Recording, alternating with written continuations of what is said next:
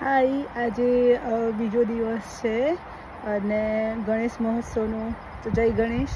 હવે આજે આપણે એક એવી વાત કરવાની છે કે આજે આપણે ગણપતિજીને 10 દિવસ લાવીએ છીએ, એમની સ્થાપના અને વિસર્જન કેમ કરીએ છીએ કોઈને ખબર છે? એની પાછળ બહુ મોટી વાત છે, પણ કદાચ કોઈકને ખબર હશે. કોઈને ખબર હોય તો મને કહેજો, દિશાંત પોસ્ટ કરજે ને પૂછજે કે ભાઈ કોને ખબર છે, શું છે, તો ખબર પડે. એકચ્યુઅલમાં ગણેશજીની સ્થાપના અને વિસર્જન પાછળ બહુ મોટી વસ્તુ છે કે વેદવ્યાસજીએ જ્યારે મહાકાવ્ય મહાભારત જે વિચાર્યું હતું કે લખવું, પણ એ બહુ જ લાંબુ હતું, એને લખવા માટે બહુ ટાઈમ જોઈતો હતો, દિવસ રાત જાય એવા હતા. એટલે એમણે ગણપતિજીનું આવાહન કરવાનું વિચાર્યું. એટલે એમને બોલાયા, પછી એમને કીધું કે તમે મારા માટે આ લખો એમ. તો એમણે કીધું ગણપતિજી કે હા હું લખું, પણ એ કાવ્ય જે હતું એને એક જ જગ્યાએ બેસીને લખવું પડે એવું હતું. એટલે ગણપતિજી હવે આપણા રાજદુલારા, તમને ખબર છે કે ખાવાનું વધારે જોઈએ, પાણી પણ વધારે જોઈએ એમને. એટલે એમને બેસાડ્યા. તો એ જે બેસાડ્યા ત્યારે એમને શરીર પર ઠંડી ગરમીનો થોડો ઓછો પેલું ઇફેક્ટ થાય, એટલા માટે એમણે માટી લગાવી એના ઉપર, અને રાત દિવસ સુધી મહાકાવ્ય લખવાનું સ્ટાર્ટ કર્યું. ગણપતિજી લખ્યા કરે 10 દિવસ સુધી. અને એ 10 દિવસમાં જે વેદવ્યાસજીએ ગણપતિજીને એ જ જગ્યાએ બેસીને જમવાનું બનાવીને ખવડાવ્યું, પાણી આપ્યું, એમની સેવા કરી, અર્ચના કરી, બધું જ કર્યું. અને જ્યારે થોડા દિવસ થયા પછી એમનું જે માટીનો જે લેપ હતો એ બધું ઉખડવા માંડ્યું.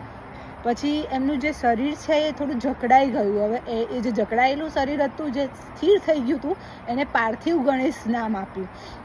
અને પછી જ્યારે આ મહાકાવ્ય લખાઈ ગયું પછી ગણપતિજીનું એમણે વિસર્જન કર્યું. એમને પાણીથી નવડાવ્યા, પાણીમાં મૂક્યા, કેમ કે એમનું શરીર એક જ જગ્યાએ બેસીને 10 દિવસ સુધી રાત દિવસ એમને લખ્યા જ કર્યું એટલે થોડું અકળાઈ ગયું હતું.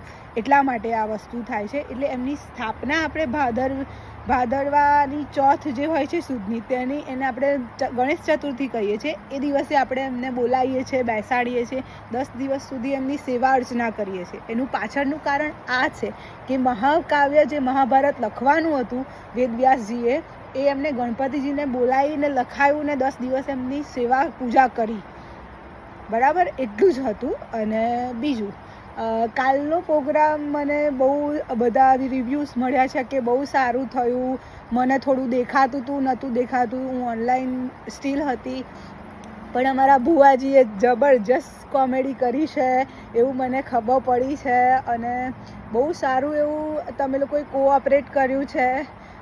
કાલે જે મારી સ્પીચ સાંભળીને રડતા હતા બધા, અવની, દિશા, મારા મમ્મી, બધા. મને ખબર નથી કોણ, આટલા તો મને ખબર જ છે, એ રડ્યા છે સ્પીચ સાંભળીને.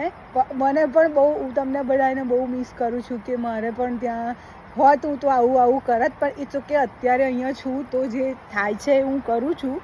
અને કાલની થોડી વાત કરીએ. કાલે બધાએ મારું માન રાખ્યું, બધા ગેમમાં ઊભા થયા. મારી મમ્મી, મારા મોટી મમ્મી, બધા રમ્યા.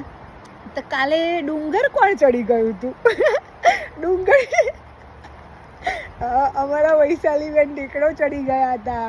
પછી મીના માસી, તમારે પેલા બીજા મીના માસી મળવા જવું હતું મંદિરમાં. અને થાંભલે કોઈક અથડાયું હતું, આઈ ગેસ કિંજલભાઈ જ હતા. મને બહુ દેખાયું નથી કે કિંજલભાઈ હતા કે કોણ હતું. બહુ સરસ કોમેડી થઈ. અને જ્યારે કુસુમ માસીએ જે માર્યું ડબ્બા પર અને જે દીપકભાઈને બધાએ ઉઠાવીને વચ્ચે લાવીને જે સેલિબ્રેશન કર્યું છે, બહુ જ જોરદાર વસ્તુઓ થઈ છે કાલે.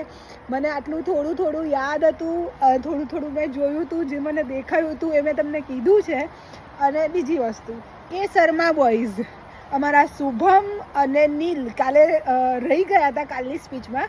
મને આઈડિયા નહોતો કે એ લોકો આવવાના છે કે નથી આવવાના, કે એ લોકો આવશે, મને એવો કોઈ આઈડિયા નહોતો.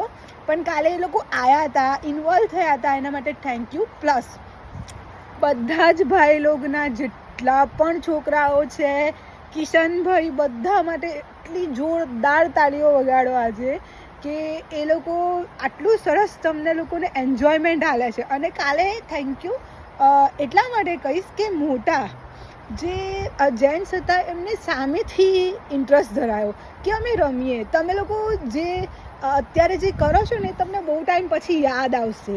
છોકરીઓનો કાલે ડાન્સ, એમાં દ્રિશુડી એટલી સરસ લાગતી હતી. અને વૃષ્ટિ, ધાની, જીયા, પ્રિન્સી, પછી ધ્રુવિશા, નવ્યા, જાનવી અને બીજી એક કોઈ છોકરી હતી, મને નામ યાદ નહીં રહ્યું.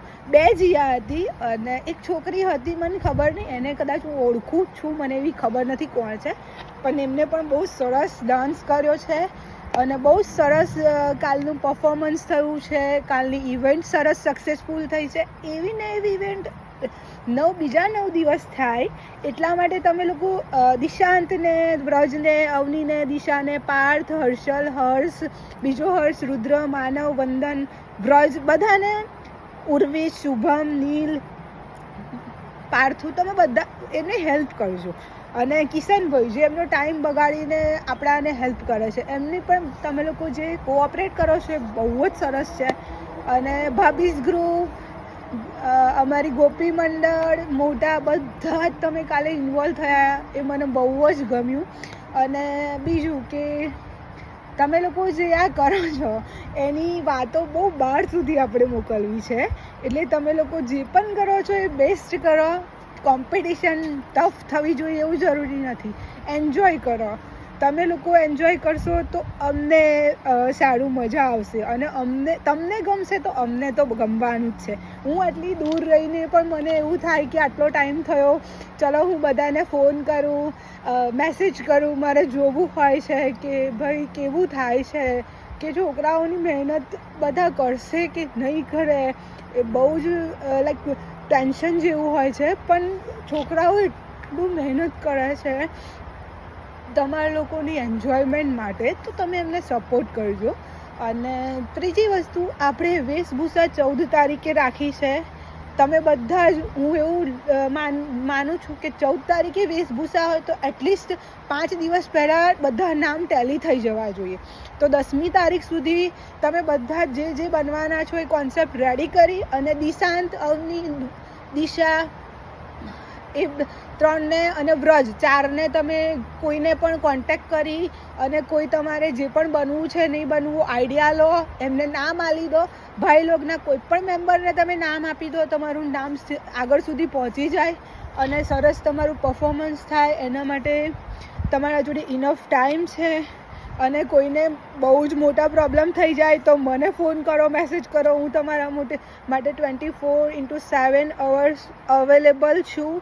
તમે મને ગમે ત્યારે ફોન મેસેજ કરી શકો છો. હું રિપ્લાય આપીશ, ફોન કરીશ. જો ફોન મિસ કોલ થઈ જશે તો હું ફરી પાછો ફોન કરીશ.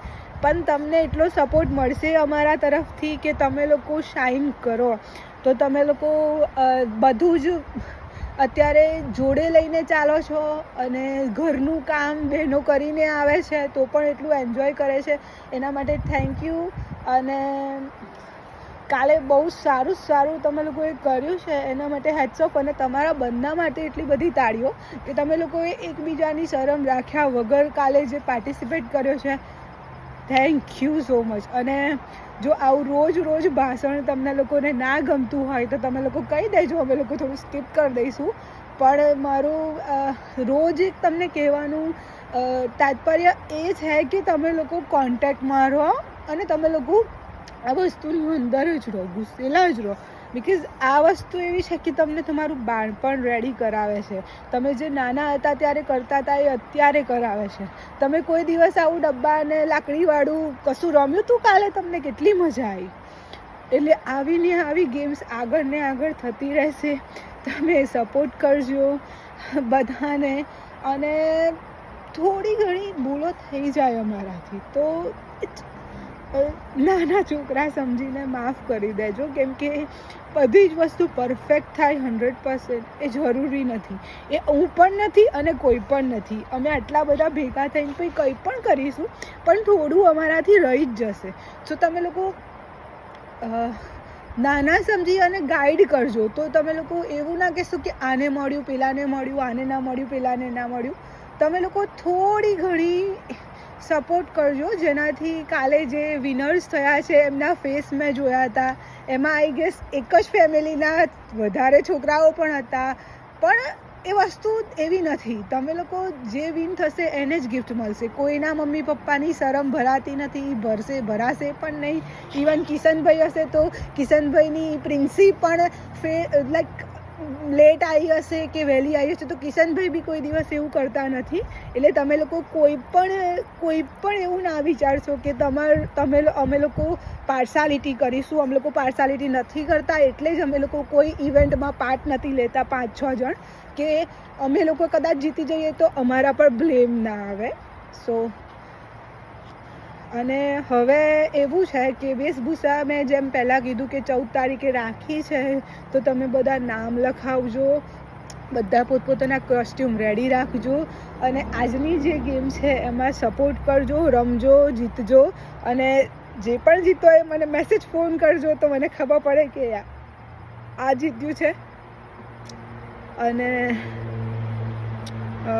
જય ગણેશ. તમારા લોકો બધાને કદાચ હું યાદ આવું છું, નથી આવતી મને નથી ખબર, પણ મને તમે બધા બહુ જ યાદ આવો છો. અને આજે ફરી એકવાર ઉર્વિશ માટે, દિશાંત માટે, બ્રજ માટે, અવની માટે, દિશા માટે, હર્ષ માટે, બીજા હર્ષ માટે, હર્ષલ માટે, પાર્થ માટે, વંદન માટે, રુદ્ર માટે, માનવ માટે, શુભમ માટે, નીલ માટે, બધા માટે એટલી બધી તાળીઓ પાડો. એ છોકરાઓ એમના ખામ બામ બધું જ મૂકીને તમારા માટે આ એક ઝોન રેડી કરે છે, જેના માટે તમે લોકો તમારું નાનપણ છે ફરીથી જીવો. તો તમે લોકો એમના સપોર્ટ કરો, અને નાની મોટી ભૂલો થઈ જાય તો એને આંખ નીચે રાખો. અમે દરેક ટાઈમે બધા મોટાને ધ્યાનમાં રાખીને જ કામ કરીએ છીએ. સો કોઈ પ્રોબ્લેમ થાય તો તમે ડાયરેક્ટલી અમને કહો, કોઈ ત્રીજાને ના કહો, અમને કહો, અમે પ્રોબ્લેમનું સોલ્યુશન કરીશું. કોઈ ત્રીજાને કહેશો તો વાત અમારા સુધી પહોંચતા બહુ જ ટાઈમ લાગશે, અને એ અમારે નથી કરવું. અમારે બહુ જ સારું, તમને બધાને સારું લાગે એવું જ કામ કરવું છે. સો થેન્ક યુ, અને મળીએ ફરી કાલે, next day, next event and next video. Thank you, bye bye.